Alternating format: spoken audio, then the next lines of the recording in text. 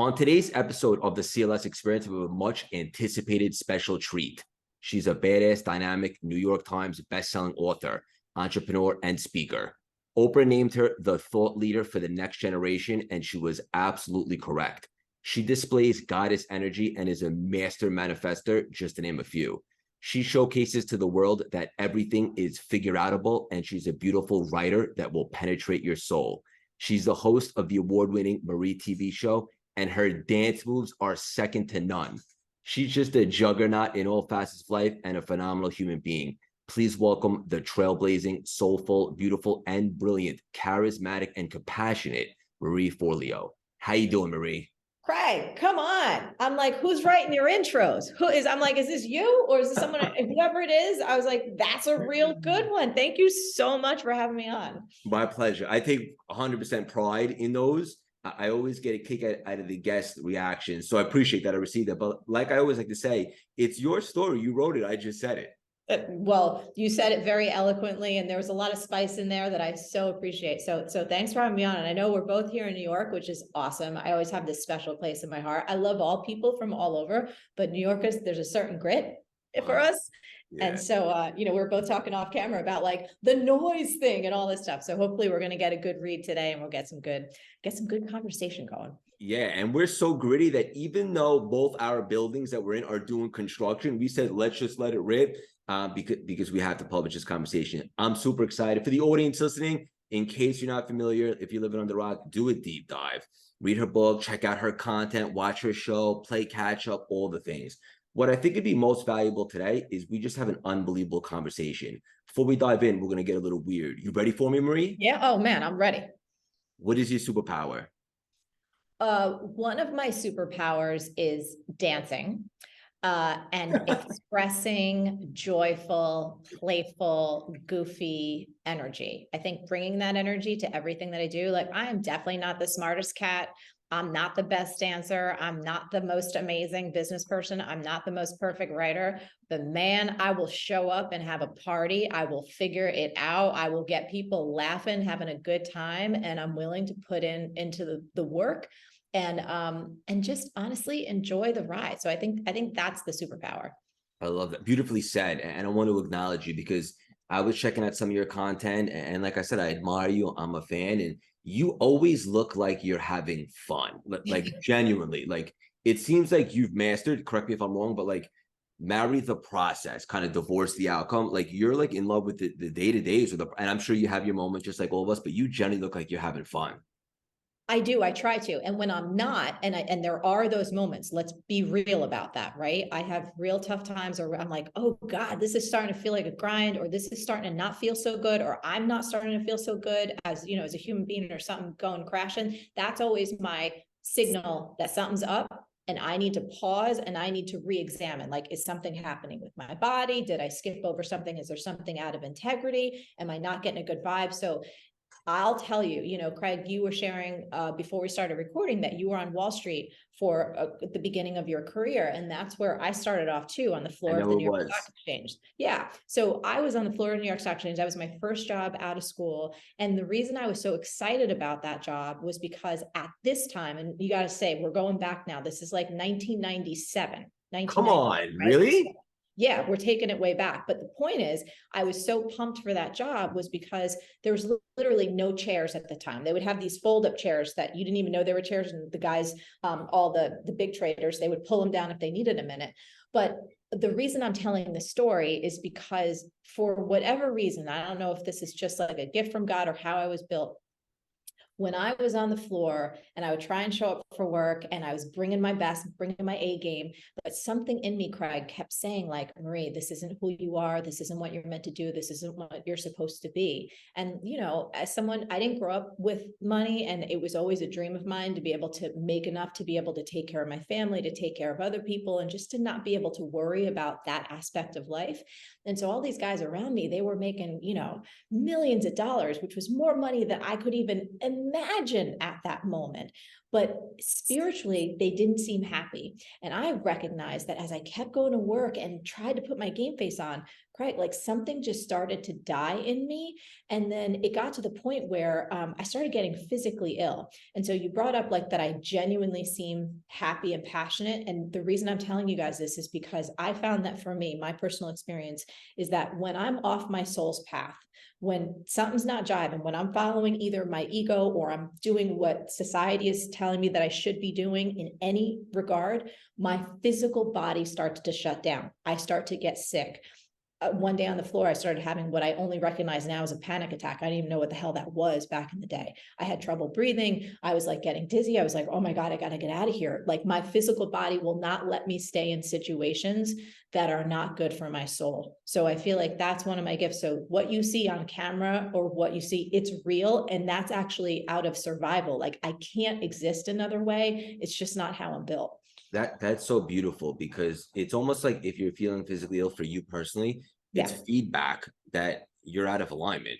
That's exactly right. It's Yeah. exactly right. It's like I'm trying to force myself to be something that I'm not. I'm trying to put a smile on and trying to, do you know what I mean? Like gin it up or to go in a particular direction that my mind, my conditioned mind says, oh, Marie, that's the definition of success, but it sucks for me. That's not who I'm meant to be. And so I've learned through pain over time that I was like, oh, when my genuine joy is there, when my happiness is there, when my energy is flowing, that means everything's good.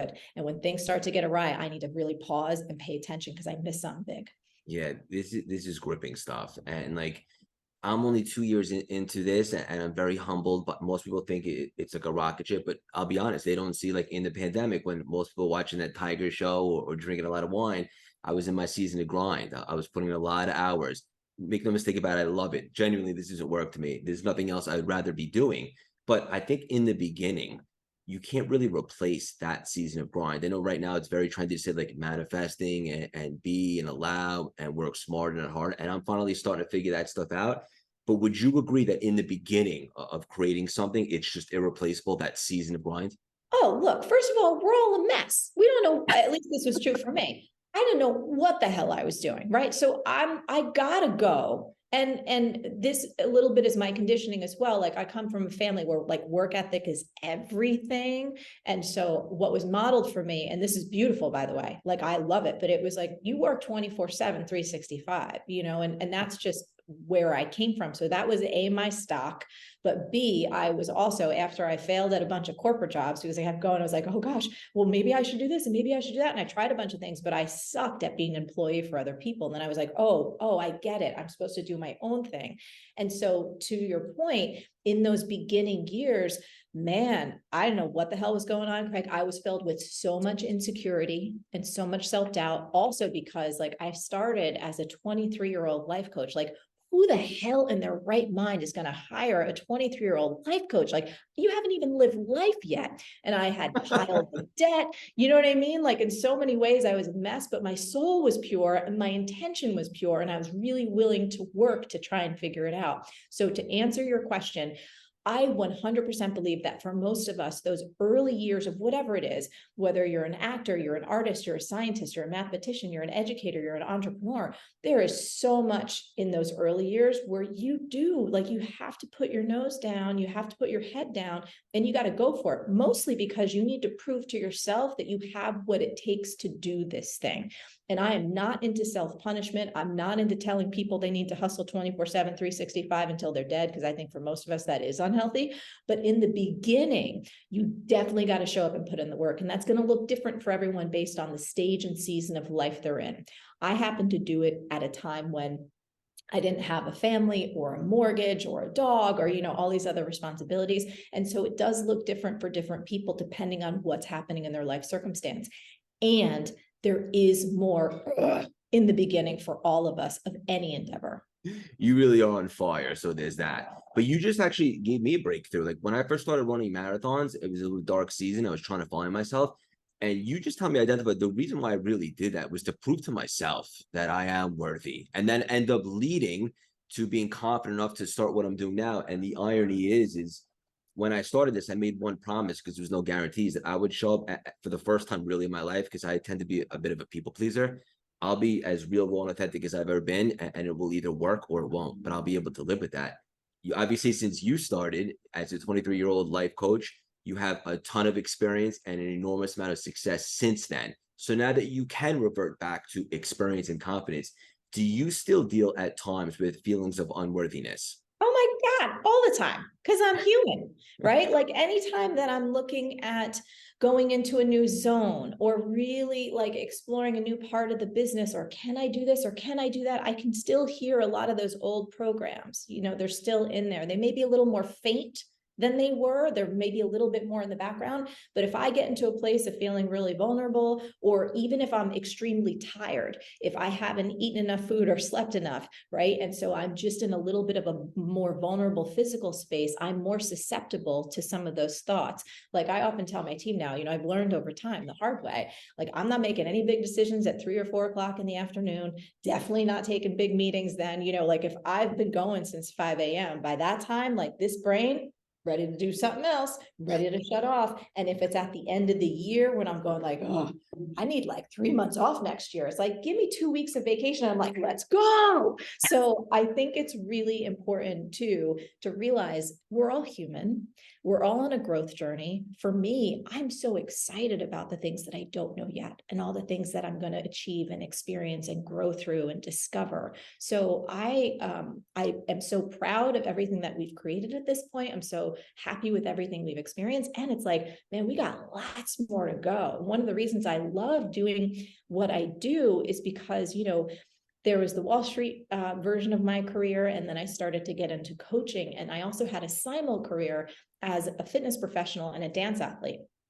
And so there was this point in my journey, Craig, when I was like, wow, this coaching thing is amazing. I'm also bartending and waiting tables. I'm also making these fitness videos and traveling around with Nike and teaching like reggae and hip hop and all this stuff. And I'm not a trained dancer, so I have no training in dance. Passion got me there 100% and just grit.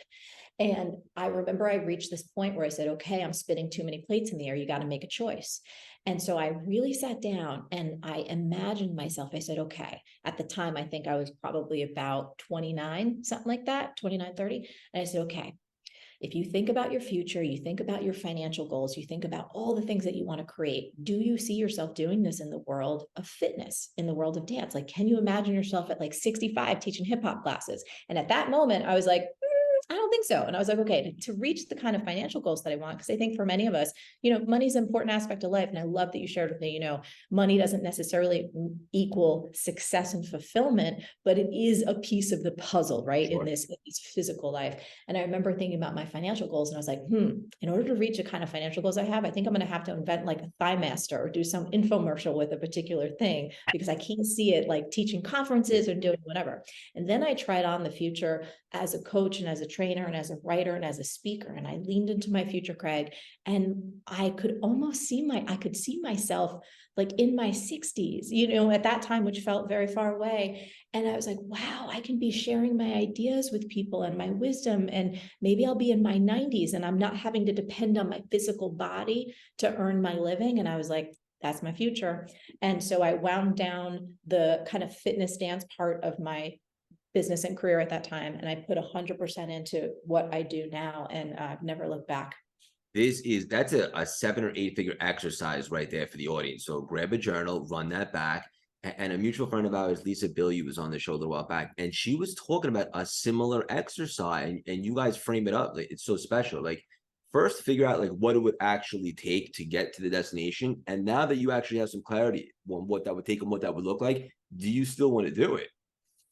That's right. And I would say, don't just use your rational mind. One of the biggest things that has served me, that continues to serve me, and that I remind myself about every day is you have so much intelligence in your body. There is so much wisdom in your physical body. I love that you were telling about how you were running, like, right? Part of what happened, I would imagine for you, and correct me if I'm wrong, is through your running and through your training, you opened up channels of creativity. You opened up your vessel in such a way that you could start to receive downloads and intuitive intelligence about things that would never come when you just try and rack it out from here.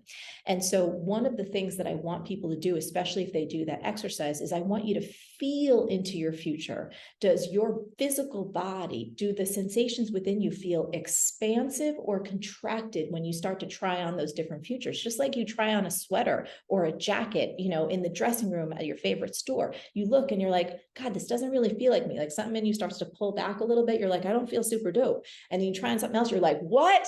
Come on now, right? You look, you're like, I'm looking pretty damn fine. When you do that with these potential futures, feel into it, because even, you know, any version of success for you, you know this, and people listening know this, it's going to be a shit ton of work. It's going to be a ton of work. You're going to be doing ugly cries in the corner. You're going to be disappointed. You're going to have massive failures. And I use that bunny ear quote for those listening on the podcast. There's big bunny ears, very sarcastic bunny ears, because I don't really believe in that word fully. But the point is, no matter what path you choose, it's not going to be easy. But if your body says, yeah, but I'm ready for it, I love this, like I'm willing to go on that ride, that's the one you choose. Yeah, that's really beautiful. I don't think I've ever heard anybody articulate that quite like that. Like using your body as a resource to confirm if you're in alignment with what your future might look like. And now that you pinpointed, like I was on a run this morning, and of course the creative divine downloads, right? I was like a vibrational match for good downloads.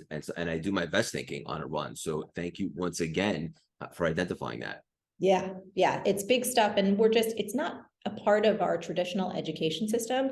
And most people don't realize how much intelligence and how much natural knowing exists in their creative body. And where we are right now in society, where so many people, not all, but so many people are spending like hours and hours and hours sedentary, or looking at their phones. And even if they're walking around, they're just like, they're not fully engaged in their body. And then you start to add music to this, and you start to add movement and even more energy, and the creative channels open up. You were talking about divine downloads. That's one of the main ways that I will not only solve problems per se, but I get innovative ideas. And I remember discovering this. It was like when I first became a personal trainer, that was part of like my fitness journey and that part of the business, and a dancer. I would be at Crunch Gym in the West Village, and I'm like listening to the most badass music, and I'm doing my ab exercise, and all of a sudden I get like business ideas for coaching. I'm like, what the hell's going on? Like, this is freaky. And it kept happening, and it kept happening. And I was like, oh, this is a thing. And, you know, take it one step further. If people really want to turn shit up, when you go and do like a spin class, or you go on a run, or you're doing something and you got that music going, and you start doing incantations or affirmations, and you start repeating whatever it is that you want to see come to life in your future. And again, it's something that's aligned. It's not something weird or like, you know, something that you're like, oh, I think I should want that, but something that's really true for you. You do that with music and with movement, and watch out. Talk about like manifesting, not in a weird way, because you're going to work for it too, but it gets so energized and you get so aligned, and you start seeing stuff happen. You're like, whoa, that was crazy good. Yeah, this is awesome. The only negative I got going on is we don't have 10 hours to chat, but I have a feeling it's just the beginning of the friendship. Yes, I'm sorry. I'm like dominating the conversation on you. No. This is great. And we'll get you back on for a sequel. There's so many places we could take this conversation. And of course, I want to land the plane with all the amazing stuff you're up to now. But I wanted to ask you about money, because you had mentioned in passing that you didn't grow up with a lot of money. It's no secret right now that you're crushing it. At some point, I imagined you had to replace some money stories with more empowering ones. Yep. And I know you're big on like, look, unapologetically, we want to make money. We could do great things with it. It shouldn't be taboo. How were you able to change some of those money stories to your advantage? It definitely took some work, and it definitely took some investigation. And it took conscious, like, realizing that there was a lot of conflict in my house around money growing up. My parents actually got divorced over money. It wasn't about drugs. It wasn't about affairs. It wasn't about anything else. It was about money, and there not being enough of it. And specifically my mom feeling like she didn't have access to it. She didn't have control over it. And it was just a big thing. And Craig, I'll tell you this fast. It was like one of the most profound and shaping experiences of my life is when my parents got divorced. I remember standing in my kitchen, and I was watching my mom, and I was probably about 7 or 8 years old, and she was on the phone with her mom who lived in Florida. And this was back in the day when it was like old school phones, and her hand was like wrapped with the cord that it was almost white, and she was crying, and she had lost like 10 pounds. She looked like a skeleton, and tears were running down her face. Her eyes were bloodshot red. And she was saying to her mom, like, I have nothing. What am I supposed to do? And she hung up that phone, Craig, and she bent down and she took me by my shoulders. And so her face was level with mine, and she shook me and she said, Marie, don't ever be stupid like I am. Don't ever let anyone control your money. Don't ever let a man control your money. Like when you grow up, you got to make so much that you are completely independent and on your own. Don't be stupid like I was. And Craig, I was like, that shook me. Do you know what I mean? It shook me. And in No my pun intended. yeah. And I made a promise to myself that I was going to grow up and somehow figure out enough, a way to make enough money that it would never take love away from my family again, because that's how I did it. I saw love as the possibility to heal. So when I was in my 20s and had piles of debt after school, and all my money stuff was messed up, I was messed up with it. I was like, I need to get this handled. I need to figure it out. And so I made it my mission to figure out money, which meant undoing all of the scarcity that I had learned growing up, and undoing a lot of the guilt that I felt, where it was like, oh, well, if I'm doing better, does that mean that other people are doing worse? Like if I get more, do other people get less? And when I started really investigating all of these money myths and lies that were fed in our culture, and I started getting right with myself and realizing, oh God, I could figure this out. I got this. This is like a beautiful thing. Like money heals. Wait a minute. I love money. And I started saying that because it's true. And the energy of love heals. And so when you start pouring love on your money life, and you start injecting that energy into your beliefs, into your behaviors, and into your outcomes around money, the whole game changes. And so it took me a while, but now I always tell people, and I often tell my students, like I'll say this when I'm speaking. I remember I was doing it on book tour. There was someone that asked me a question, and she was an entrepreneur, and she's like, Marie, I'm having trouble charging for my services, and my money life's all messed up. And I was like, let me tell you something. I said, I love money, Craig. There's like hundreds of people. It was like crickets. And I said, no, I love money. And people were like, yes, it's like, I love money too. And it gave them permission. I said, isn't it strange that we can't pour love on this topic? Isn't it wild that you feel uncomfortable about me saying it, and then about you saying it, but once you say it, it is so freeing. It's so liberating because it's the truth. And it's not about loving money over people. It's not about loving money over your values. It's about pouring this healing energy onto a topic that we have been so conditioned to toxify, that has been so divisive, that pits people against each other. And I'm like, there's a whole other way to see this. So that's something else I'm going to work on. But I don't know if we answered that question, but I just want all your listeners to please take that mantra in and to really ask the question, what would it be like? How would my life be different? How would my business be different? How would I make a bigger contribution to the world if the energy that I poured into my money life was love? Yeah, this is so valuable to the audience, for me. And look, like I had to work through these things too. And let me just be transparent. Like I'm still working through it. All Right? of us are. Yeah, you get to do levels, and you're like, am I worthy of that? And so forth. But that's awesome, right? That's like, that goes back to like NLP, like change what you associate pain and pleasure to. Okay, well, money made you feel icky. Now all of a sudden you love it. And that's much stronger emotion. Yeah. And you don't want to hold on to it in terms of like, you don't need to hoard it. It's something that can flow. Energy. And when you start to think about how do you treat a person that you love, you listen to them, you want to understand what makes them thrive, right? You respect them, you treat them with a level of reverence because you want them to do wonderful things in the world. You want it to expand. And so if you treat your money with that same energy and behavior of love, everything changes. That's it. Bang. This is great stuff. And also, like, when you had the money issues and then you realize that you can figure it out. Everything is figureoutable. She said that. That's her. You took it right out of my mouth. That's where I was going next. And we can't not bring that up. Like when I heard you say that, when I became familiar with your work and so forth, like it's so obvious to me, but you made it so like beautiful, and just, it just works. And for anybody out there that likes to play devil's advocate, right? A little bit of a pessimistic mindset. Well, what about this? What about that? Is everything Just to be clear, is everything figure outable, Marie? I believe it so. So that's my belief. And I also, you know, there's a book about it, which I can't tell you the whole book in a few minutes, but I can give you a container and a little bit of context around that. Please. So for me, this belief that everything is figure outable has been the driving force of my life. I use it every single day. I use it when the shiitake hits the fan, you know what I mean? When things go wrong in all of our lives, because they inevitably do. And it helps me find creativity, inner power, hope, action, like all of the inner traits and qualities that we already have. It helps activate them. It also helps calm the amygdala, because anytime, again, the shiitake hits the fan in any sense, fight or flight takes over, we lose access to our prefrontal cortex, which is our executive functions, our ability to make wise decisions, to understand how to really evaluate possibilities and make a wise choice. But when we're in that lizard brain and we're fight or flight, we can often do things that have negative repercussions. So saying everything is figure outable actually takes you out of fight or flight, puts you back in the prefrontal cortex, calms down your nervous system so you can be more centered, you can be more effective, you can be more wise in your decision making. Now, let's talk about the rule set around everything is figure outable. So there are 3 simple rules to really activate and operationalize this philosophy. Rule number 1, all problems or dreams are figure outable. Rule number 2, if a dream or a problem isn't figure outable, it's not really a problem, it's a fact of life or law of nature. Think death or gravity. Rule number 3, you may not care enough to figure out this particular dream or solve this particular problem, and that's okay.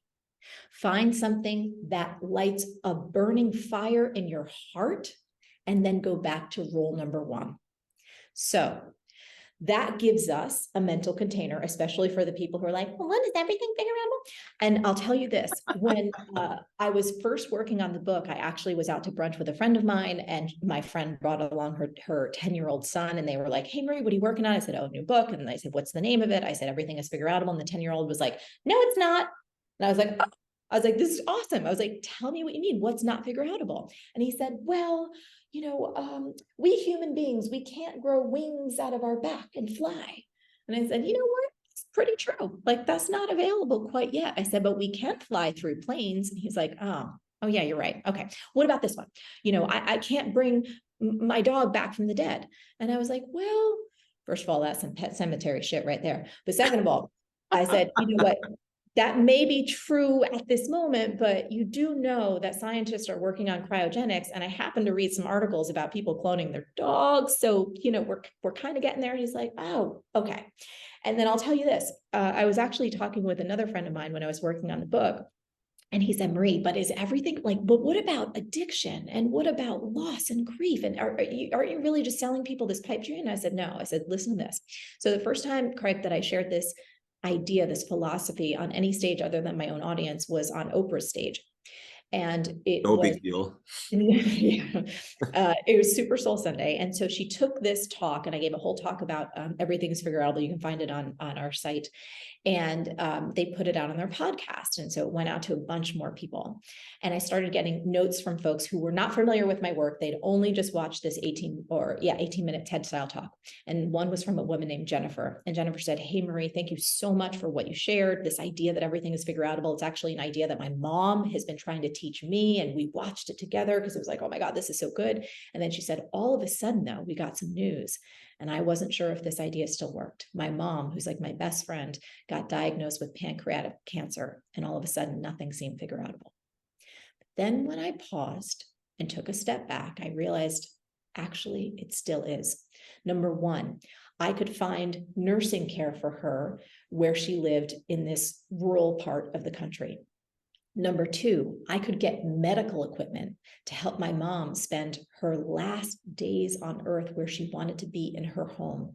Number 3, I could find foods that she could actually tolerate. So she said, and this is Jen's word, she said, that little phrase helped me through one of the most difficult times in my life. And thank you for sharing this idea that made a huge difference to 2 women on the other side of the world. Like, I get chills just saying that. Amen. So it's about recognizing that there are going to be events and circumstances in all of our lives that are going to be difficult and tragic and full of pain and tears and loss and grief. And this idea can still coexist alongside of that. And we might not be able to change how our soul or how the world is going to operate, but it can allow us to show up with our open hearts and our ingenious minds and our ability to make a difference in whatever circumstance we find ourselves in. Yeah, that gave me chills too. You're firstly an unbelievable storyteller.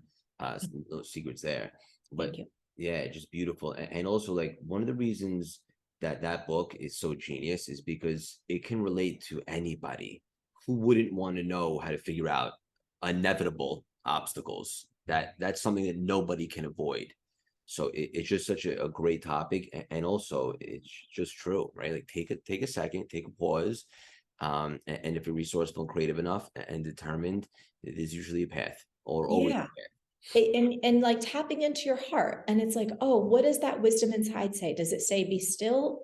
Does it say you need to cry? Does it say you need to reach out? Does it say you need to call a friend? Does it say you need to Google search? Like, does it say you need to go for a run? You know, like, there's so much. It goes back to that intelligence within us.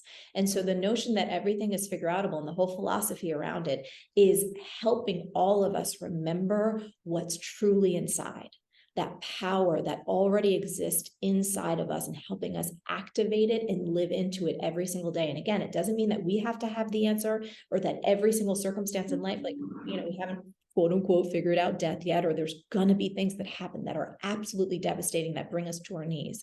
But then what? Then what is the mindset and the heart set that we show up with?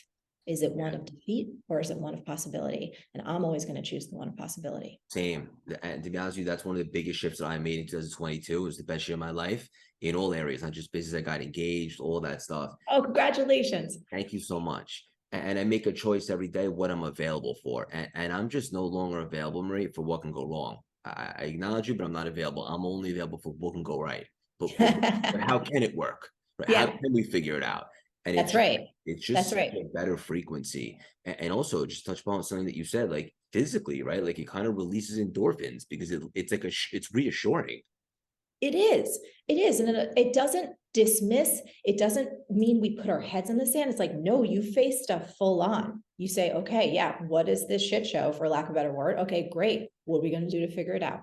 Yeah. Like, it's here. It's here. This pain is here. It's not going anywhere. This rupture happened. This train wreck happened.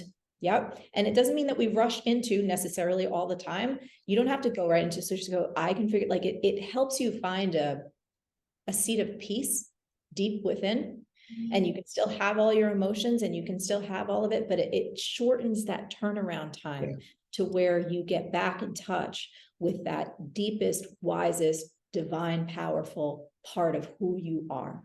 So it doesn't dismiss our feelings. You don't bypass them, but it really does keep you in this position of the divine, powerful, creative, connected being that you have always been and that you're meant to be. That's it. I'm just laughing because I just love you. And it's so true. Like, what used to be maybe be a bad week or a day, now it's just a moment. Let's reconnect, right? And it's right there for you. This is awesome. I have to ask you a personal question. Yeah. Is it true you're a big Game of Thrones fan? Oh my God. Like Game of Thrones, you know, House of Dragons, Wait, time out. How good was House of Dragon? I can't even handle it. I wanted to slow it down. Like, I stopped myself from watching some of the episodes because I didn't want it to be over. And by the way, I also went whole hog in, and some people were like, it's not that good. The Lord of the Rings, the power of whatever the hell it was called on Amazon. I was like, what are you, silly? Like, how are you not watching this too? And I was so relieved when I did research, and it was like, oh, the only reason they were allowed to make that is that they had a contract for 5 seasons. I'm like, I got 4 more seasons coming up of everything I want in the elfin world. And I can see castles and magic and this, that, and the other. Like, I'm here for it. Yeah. I don't watch that many shows these days. But I had a bit of a bad taste in my mouth from the ending of GOT, even though I still think it was the best show ever made. So I went into House of Dragon. I'm like, okay, of course I'm going to check out the first episode. I'll be open-minded.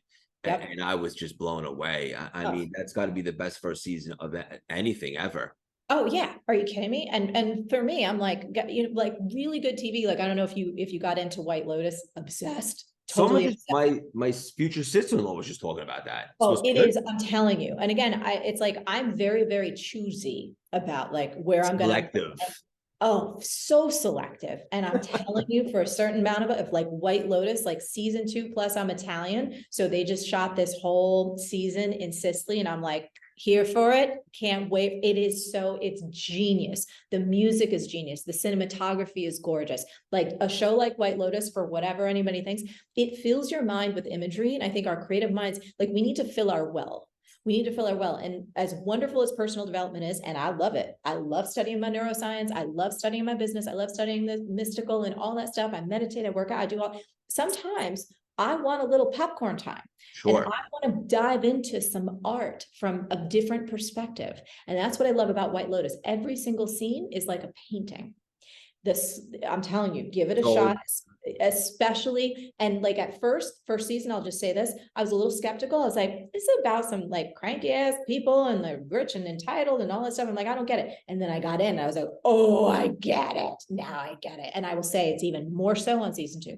Okay, good to know. My fiance and I are wrapping up Succession, and then I'm going to start that one. Oh, Succession, another one. Obsessed. I can't even handle it. Oh. This is too much fun. We'll land the plane with this. Tell us all what the deal is with Time Genius. Oh my gosh. Okay, Time Genius. I have 2 very exciting things going on. Time Genius, in a nutshell, I have always been a person that has been obsessed with time, using my time effectively. How do I get more done in less time? And in all honesty, a lot of it was not a healthy obsession, right? I have absolutely perfectionistic and workaholic tendencies, but I love what I do. So I'm like, how do you know what I mean? Like, don't take it away from me. But there's a piece of that was unhealthy. Not all of it, but just some of it got a little bit like tight and based in fear and control. That piece of it we need to leave behind. Anywho, so doing what I've been doing now for 22 years, I noticed I can't believe you've been doing it for 22 years. That's yeah, amazing. and I love it, but there was hitting a point. Remember I was telling you when my body starts to tell me something's off? Out of alignment. Yep. Craig, I started waking up feeling depressed, going, I can't do this anymore, having all these thoughts and experiences. I was like, what the is going on? This is not me. And I started realizing that I think, social media came around, we got the iPhones in like what, 2007, was it? 2010 to 2020-ish. I was like, oh my God, without getting into the whole thing, I recognize that there's so much in our 24/7 hustle culture that I kind of didn't even realize that I was succumbing to. And there was so much of running a digital business for 22 years that I was like, wait a minute, what got me here is not going to get me there. And then I started seeing a lot of people around me burning out. I started feeling burnt out. I was like, wait, what is wrong with this picture? And so it actually got to the point where I had a tumor growing on the outside of my uterus that was the size of a grapefruit and had to have an urgent hysterectomy in order to make the pain stop. Like that's when I was telling you about my body, that's what it was like, girl, you need to sit it for a minute. And I took all the research that I had done over the years, because I've always been obsessed with productivity, but I went deeper into the neuroscience and the behavioral science. And I said, we need a whole new paradigm to approach this. If we're not only going to be our most productive and joyful self, but we're going to have the sustainability and the longevity to do this. Because again, I want to be doing this until I'm like 120. That's what I'm going for, at least. And you will. And so Time Genius, I'm so proud of this program. It's an experience where it teaches people how to escape what I now call the world of time stress, where you feel like you work 24/7, but you never get enough done. Where even when you're not working, you're thinking that you should be working. Where your work and your obsession with productivity is like starting to create some really negative outcomes in your life and your relationship and your health, where you're starting to feel depressed, where you're starting to feel anxious, where you're starting to feel behind, where like everything starts crashing down and you're still not producing the results that you know you're capable of. Come see me, because I'm going to introduce you to the paradigm of being a time genius, where you actually get more done in less time, but it is not just about external hacks, and actually has nothing to do, step number 1, nothing to do with whatever the hell app you're using or Pomodoro techniques or scheduling. It is a complete mindset, soul shift transformation. When people have a lot of scarcity around money, it's actually very similar around time. And so it's this 5-day experience, Craig, that is one of the most powerful things I've ever created. I watch people go from like absolute hell to holy shit, I didn't know it could be this good in 5 days. And so it's a complete different paradigm on how to get things done. Again, how could I be doing this 22 years if I'm not taking my own advice? And I'm not taking anything. I got my little cup of coffee here, but that's it. It's awesome. Anyway, if people go and you want to tell people that, like, I think it's tell us everyone where jointimegenius.com. they can find it. Obviously, we'll put it in the notes and so forth. Yeah. If you go to jointimegenius.com, we have a lot of free training up. There's an assessment that'll help you know exactly how much, for my business owners out there, exactly how much cash your bad habits are costing you. Ooh. There's all this kind of stuff that helps you really start to reset around time. Again, if you have just addiction with your phone, if you just suspect, you're like, you know what, I know I'm an animal, but something's not working here. And I want to be able to create 10 times more with little effort and have it feel really good. Just come check out jointimegenius.com. That's all I'll say. Yeah, done and done. Guys, the audience, we're 4 million out. If you think I'm credible in regards to who we bring on the show, trust me when I tell you, go check that out immediately. In addition to all Marie's content. Marie, hang up for 1 sec. I want you to know the definition of perspective, figuring things out, and growth. From taking your life experiences to spreading positivity, light, and deep truths. You're a true visionary, role model, and beacon of hope for anybody coming up today with big goals and aspirations. I can personally guarantee your best yet to come. Keep on spreading your wings and leaving your mark on this world. So much love and respect for you. Thank you so much for stopping by and dropping these priceless, juicy nuggets today.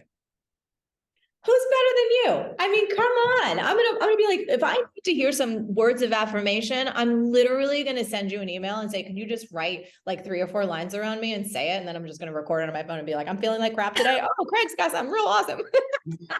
That was so much fun. I'm glad we were able to get it in with the noise and so forth. We're both right here. Let's stay connected. Yeah, absolutely. You are so good at what you do. I'm so happy for you. And again, I'm like, like the fact that you're the one writing that, I'm like, you got a gift. Do you have a book coming? Are you working on a book? We just handed in the manuscript to, good. So Ed Milet, a mutual friend of ours, had obviously a success with Wiley. Then I signed a big deal with him after. I just handed in the first draft of the manuscript on December 30th. They have a pretty aggressive timelines, so we'll see what happens. But if you're open to it, I'd love to pick your brain on a book launch and stuff like that. Oh, of course. Yeah, no, it's like I eat that stuff for breakfast. I'm excited for you. You're really, really good. And thanks for making this happen. And thanks for getting me out on time too. I appreciate it. Let's definitely stay in touch. Is there anything else we can do to support you? Oh, we got something called B School coming up, but we'll circle back around. It's all good. Like this is fantastic. It's super fun. And again, I'm so pumped for you and congratulations on just all the goodness happening for you right now. It's fantastic. Marie, thank you. I'll connect with you on Instagram too, and we'll support each other there. Thank you so much. Have a great rest of the day. You too. Okay. Bye-bye.